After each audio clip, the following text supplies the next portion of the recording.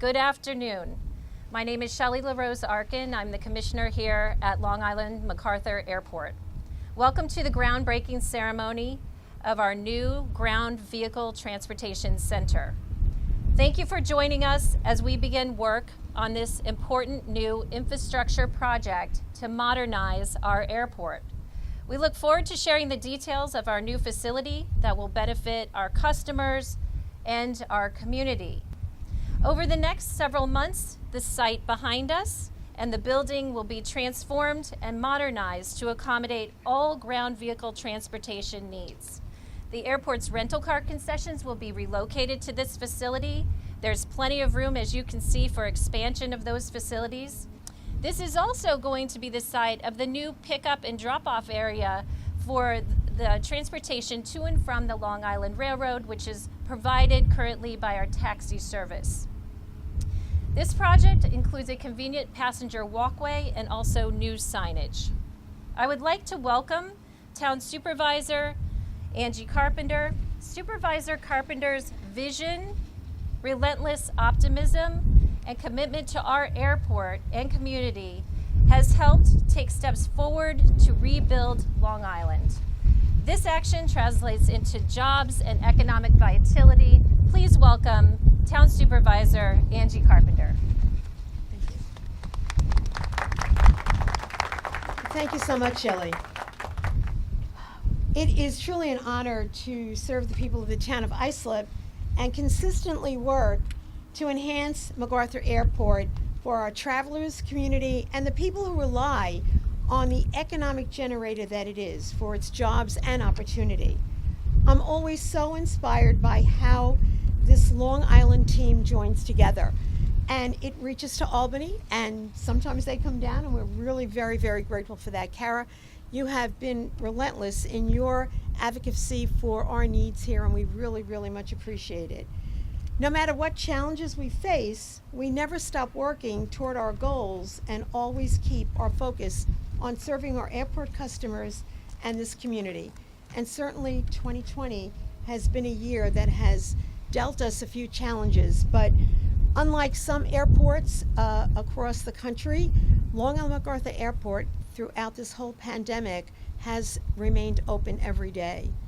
We are consistently working to update and improve MacArthur Airport's infrastructure to provide an excellent customer experience and modernize aging areas and components. And when I say we, I have to acknowledge the town board, who to a person, especially these two gentlemen who have joined me today, Councilman O'Connor and Councilman Cochran, have consistently been there supporting the airport, supporting our projects, supporting the development. So I thank you for that vote of confidence. Over the last 4 years, more than $50 million in capital improvement projects have been completed or in progress now. This major renovation project comes at no expense to local taxpayers and provides many benefits to our airport and the community. Today we are here to break ground on the first in a series of additional modernization projects that the airport will complete in the near future. It's time to move forward with positive action. Travelers are expecting more, they are certainly anxious, and we are providing what they want and need to fly comfortably, efficiently, and most importantly today, safely.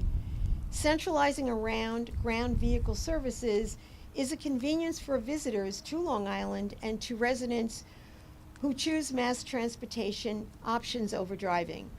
The new GVTC facility complements the Long Island Railroad third track, and again, we want to thank the governor for his consistent commitment to this project.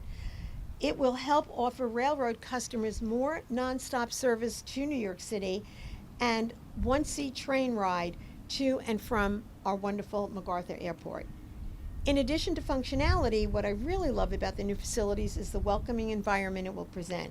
These upgrades will present and provide a more comfortable and attractive aesthetic, reflecting the feel and colors of Long Island. The economic benefit of this project extends well beyond the airport.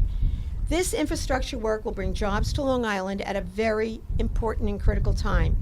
It's meaningful to the Long Island region and the entire state of New York. It's an economic boost Long Island truly needs.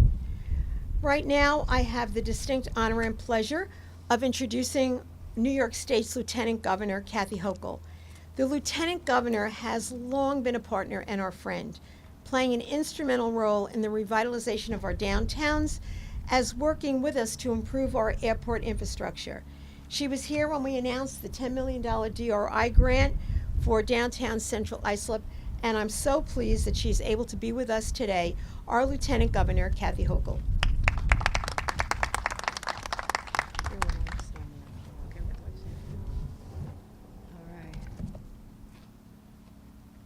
Thank you very much, Supervisor. If we can get that wind to just die down a little bit, that'd be great. Always great to be back here in Long Island. I was just in Suffolk County a couple weeks ago when I had a chance to announce the beginning of the world's largest electron-ion super collider. So at least today I understand what I'm doing. I know airports really well. I'm always in airports, so this is something a little more my pay grade to understand. Commissioner, I want to thank you and your team here, Shelley LaRose Arkin, for what you do here, and Deputy Commissioner Robert Schneider. These are sort of the unsung heroes. Everyone expects an airport to look great, to have on-time departures, to have great services, but there's a team of people behind here who make it happen. I want to thank them for their work. I've enjoyed working very closely with the Commissioner for a long time, and yes, you got it's such a joy to be able to announce the community receives $10 million for their downtown, and I'm looking forward to many more groundbreakings and ribbon cuttings to support that. And now more than ever during this pandemic, we have to remember that there's a lot of small businesses that are just really hanging on the margins, whether it's the restaurants, the retail, the shops on the main streets that give our communities their character, their personality. We need to be there for them now more than ever to help them just hang on through these difficult times of the pandemic. Also, Kara Longworth understands this. She's been working with us so long to just identify the projects that are meritorious. She understands this community better than anybody. I want to thank her for her continued service.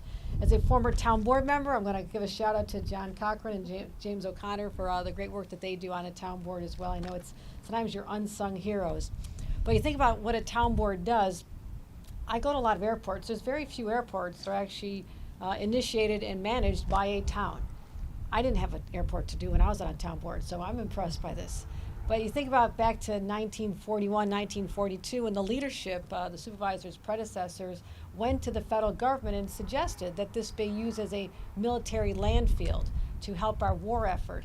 And maybe they just were trying to help the war effort, but what they were actually doing at that time was creating a generational economic catalyst for this region to give an area that people may not think would sustain an airport, a very viable international airport that serves people all over this country. So I'm excited about this. These improvements that were well described are supported by $800,000 from our New York State Aviation Capital Grant, as well as $650,000 from the New York State Development Capital Grant as well. So you've heard about the renovations. It's expected to be done just about this time next year. Is that right? We're going to morph from shovels to ribbons and cut them, and so we'll be excited to hear that. And truly, this is also an indication that during a pandemic, we are still building back better. Projects like these could have been put on the wayside. They could have said, well, we're trying to struggle with this healthcare crisis. We're not quite there yet. Let's put this on hold. No, this is the state of New York. We keep building and building and building because there's many reasons why. One is we have to keep people working. There's over 6,000 jobs associated with this airport, direct and indirect. We need to make sure that people maintain the dignity of having a good paycheck. Also, there's a lot of industries and individuals and travelers who rely on this airport. So if there's ever a time to be working on investments in infrastructure, do it now. Volume's down a bit, but once people come back next year, they'll see how magnificent this is and addresses all their transportation needs. So the timing is actually good on this.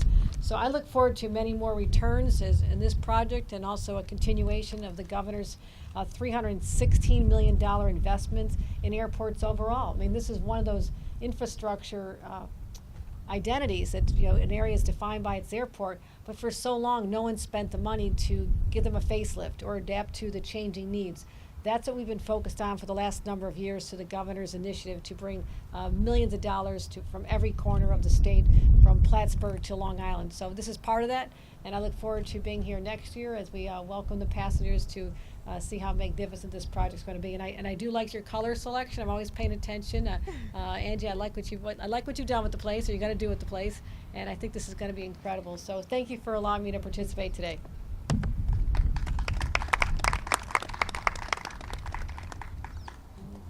Wipes go out to that here. All right, take care to make it all nice. Okay. Thank you so much, Lieutenant Governor, and I want to thank everyone for being so COVID guideline compliant. You guys have been great, wearing your masks and doing what we need to do to kind of get through this whole thing. So right now we're going to go over to our hats and shovels and do what we came here to do, break that ground. 1, 2, on 3. Nice. All right.